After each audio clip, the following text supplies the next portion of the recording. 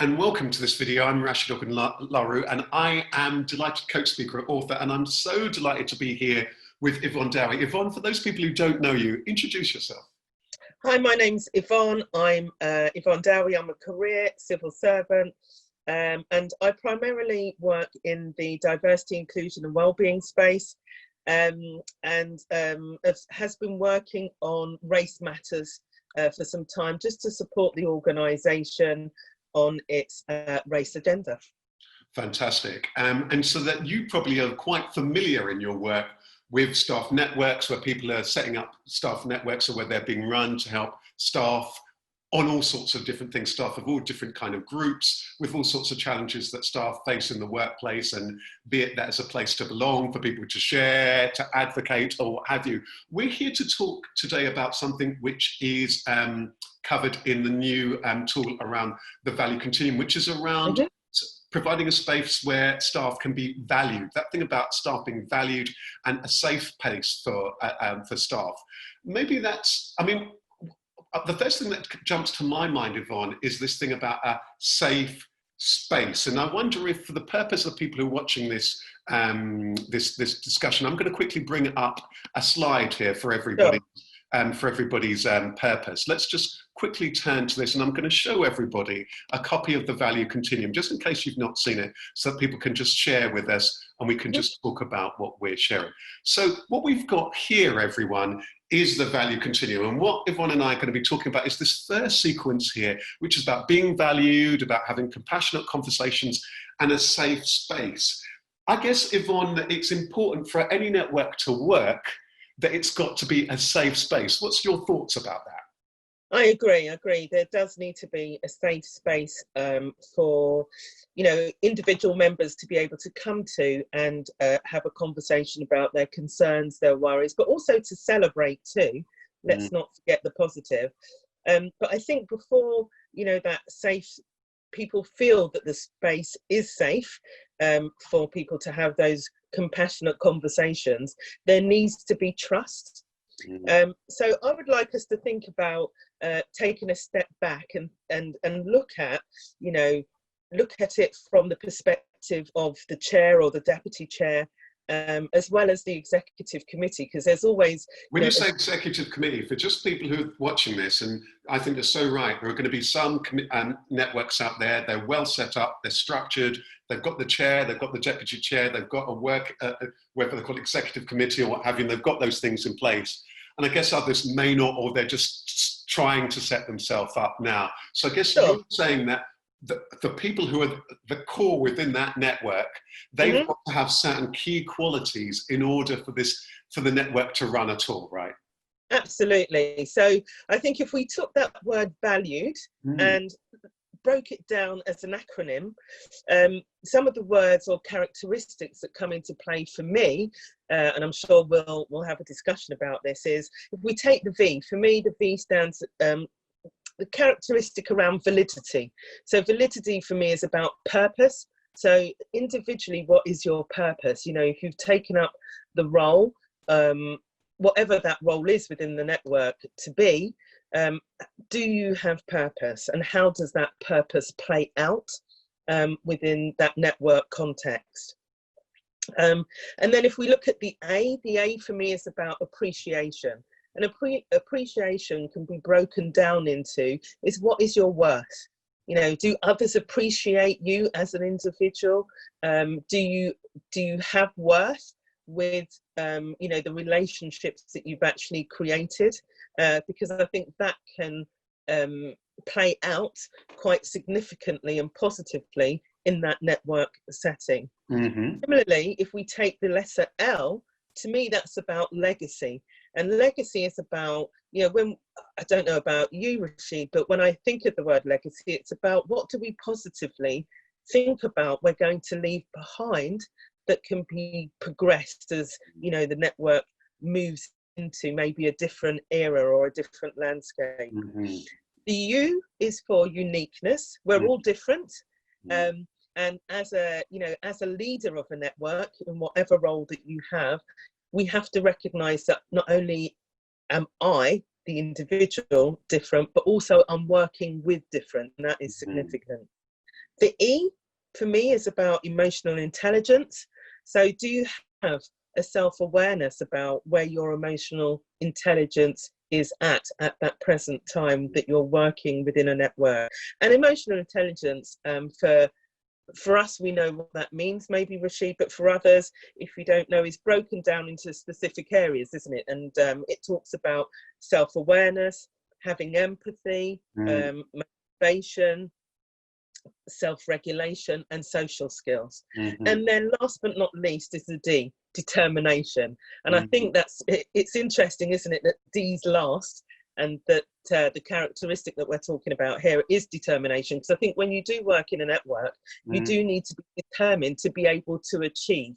And sometimes those successes are going to be small, but also those successes can be quite significant in terms of where you're working. And I think if the individuals within that network, or the core network, can show that collective strength in terms of those characteristics, that's when you start building trust. That's when then the members will recognize that actually this network is a safe place to have those compassionate conversations. What do you think? Well, I really like that, and I just think that might be a nice moment to go back to the value Continuum tool, and to just take a look at this, because I guess that some people who are running networks, or thinking about starting running a network, or the network is perhaps running into some difficulty, or trying to create a case to have a staff network, or there's a group and you're trying to turn it into a network.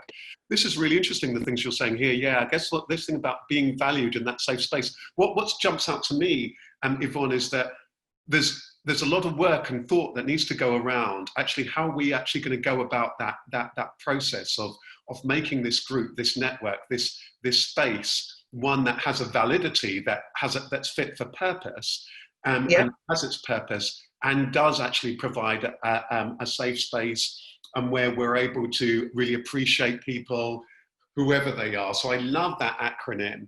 Tell us a little bit about, I'd love your thoughts here about this thing around compassionate conversations.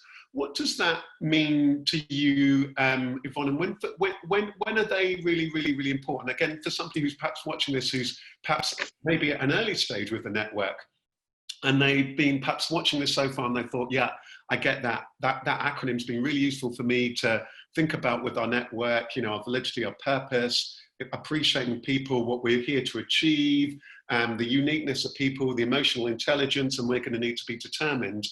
But this thing about compassionate conversations, tell us what your thoughts about this, and why these are absolutely key. Well, compassionate conversations are conversations that allow, I think, an opportunity to bridge divides and mend relationships. And for me, that's what a network essentially should be about. It's about building those bridges, building, filling the gaps, or filling that divide, and mending relationships.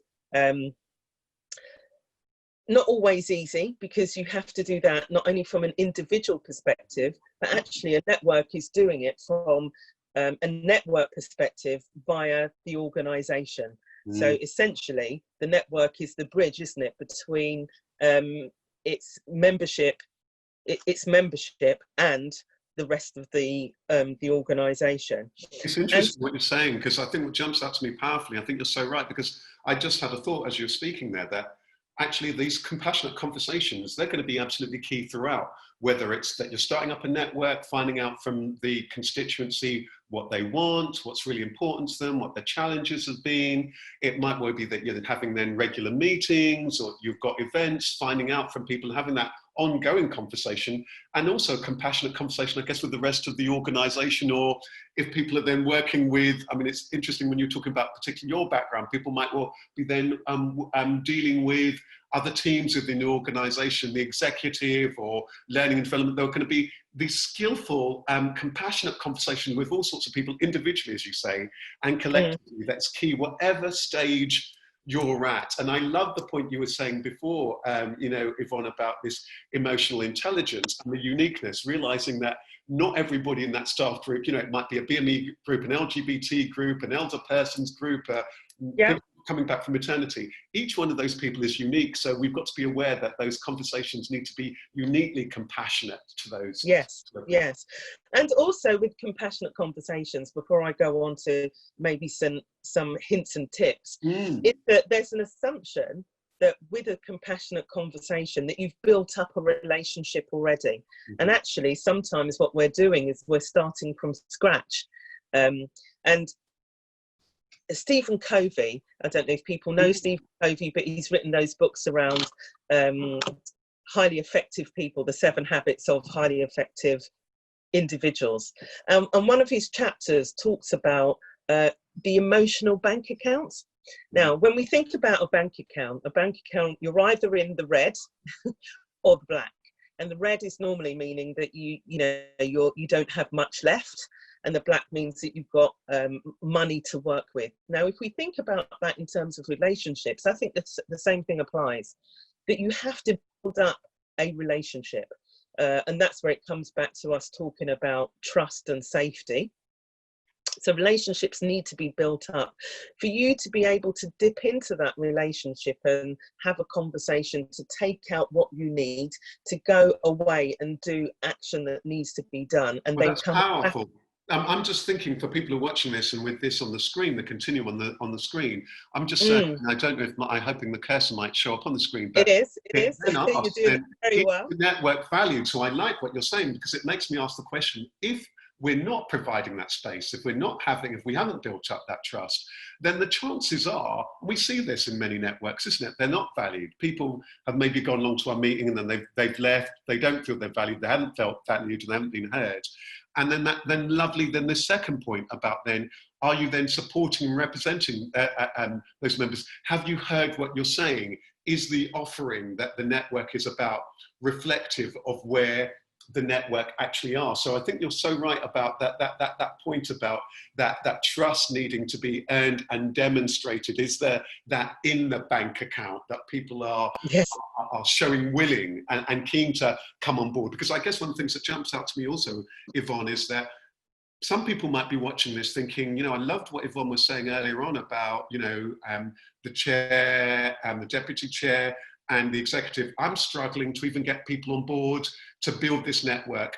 And this is why I guess on a very individual level, we're going to need to demonstrate the qualities that you've talked about in order to begin to build or identify the team, to start the network or to rebuild the network, or to get people who've just been coming on to meetings to put their names forward to become part of the steering committee or what have you.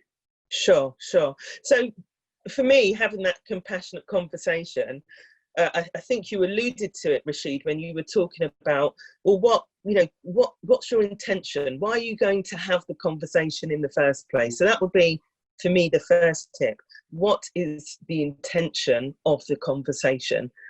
Because you need to be clear about the purpose of the conversation in itself. And I guess that's powerful, because I think that also with that first tip here is that, I love that first tip, is that I guess that for them even to have that conversation, they need to be very clear in, I think some of your earlier points about this being valid, the appreciation, so on, having a really good understanding of what the network is there, what the network is there for, and what they're there to achieve.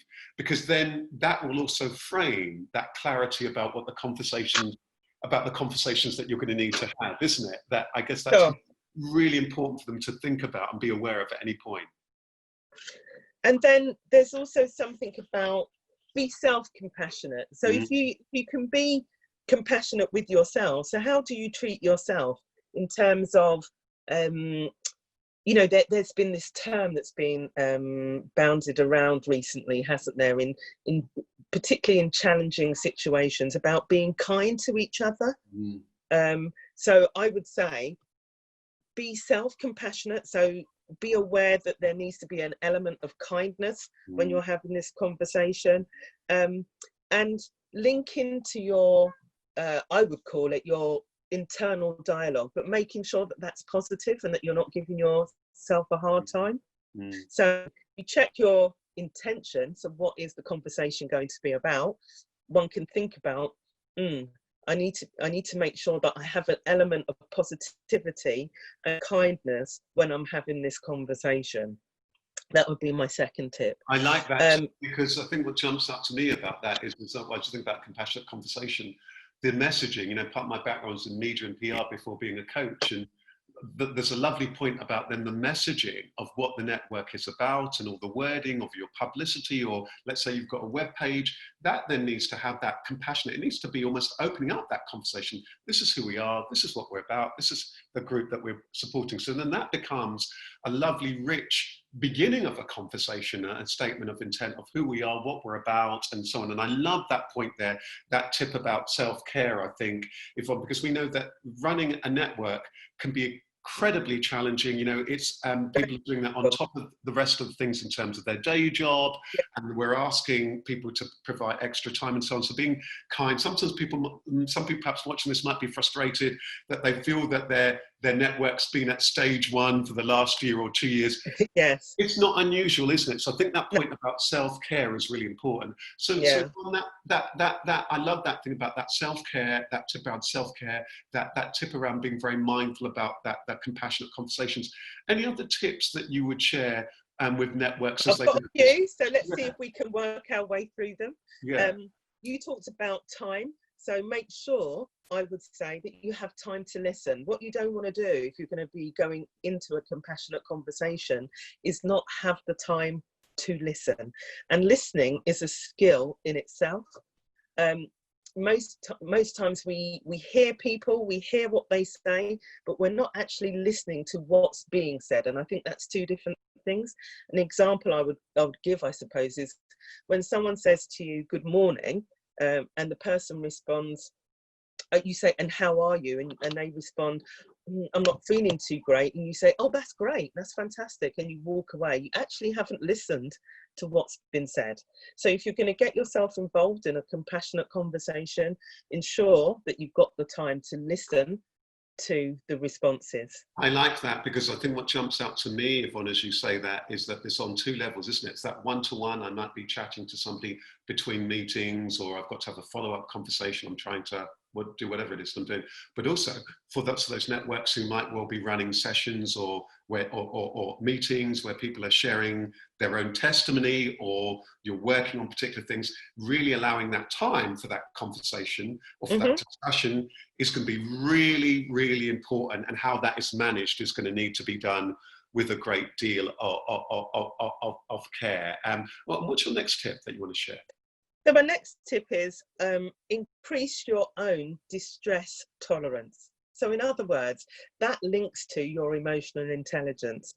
And there needs to be a balance, I think, about the empathy and compassion that you show. Because what one doesn't want to do, I don't think, is when you're hearing, let's say, someone in distress themselves, that you take that all on yourself.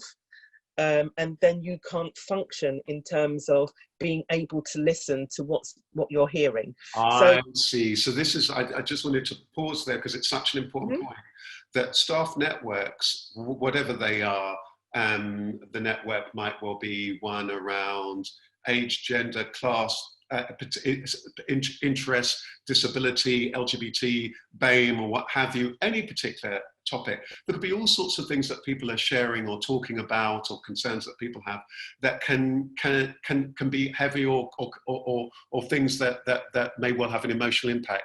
So you've got to be able to have that ability to hear, as you're saying, but not be too weighed down by that, and to be able to manage that and manage your own expectations with that. Because again, it's a really interesting point here, isn't it, Yvonne, about again the role of the network. And whilst going back to the beginning bit of the conversation, that networks are providing a safe space, there's something here about what the role and what the boundaries of that network are about providing and not providing is really important here. And I've seen some networks that can get themselves into a little bit of stuck here, where they're trying to be caseworkers and all of the rest of this on stuff. So this requires care on that level, isn't it? So they really do need to be careful strategically as a network about what you're about and what the boundaries are. But then with kind of conversation about, and then you, and I guess that particularly here, many people who are watching this may well be the person who's the chair or a key person. How do you then on an individual level handle that? So I really love that point that you're making there, Yvonne. Just in terms of time, I wonder if I know there's a couple more tips we're wanting to share. Yeah, there were a couple of more points, but I know that we haven't got a lot of time. So very quickly, I just wanted to say, need to recognise our shared humanity, that there's an interconnectedness, isn't there, when we're in a network, and there's an interconnectedness then with the organisation, and that there's more that I would argue that connects us that separates us. So when we're in that, so in terms of being valued as an individual as well as a network, where can we make those connections? I think what this point of yours here is such a powerful point, isn't it? I'm running a network, I'm part of a staff network, a proud member of a staff network, doing whatever, and it can become very siloed, or you might be in an organisation, might be all sorts of different staff networks. And sometimes, perhaps unintentionally, there are all these kind of battles that are going on, isn't there? And that's sharing either within the network or outside, isn't it? And that recognising that shared purpose, the organisational purpose, I mean, it leads us, what's amazing here, Yvonne, that's lovely, here for people who are watching this and looking at the continuum, the things that you're talking about, the conversations are going to lead people onto what's going to be discussed in a separate conversation around that thing about belonging, because people have got to remember that they're part of the same organisation. So I love that point about that humanity, that real humanity, because that makes people really feel valued, they're honoured, and that creates that thing of connectedness. Because I guess you've also got that challenge, you've got to be able to sort of represent all of your members. Love that point. Absolutely. And then my last point is let's try and be a different kind of bystander.